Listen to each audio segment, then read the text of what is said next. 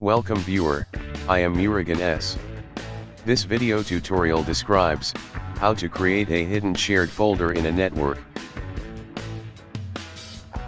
Right-click Shared Folder, Properties.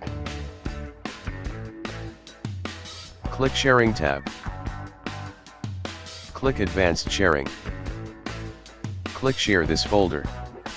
Type $sign after shared name.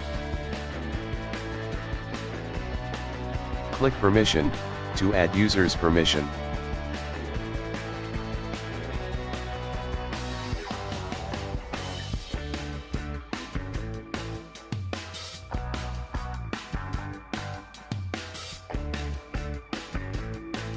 Copy network path accept shared folder.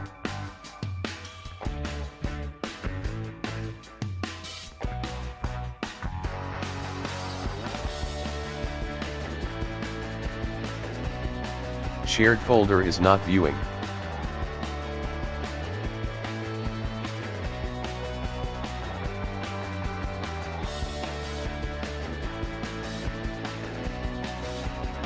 Type shared folder name including $sign.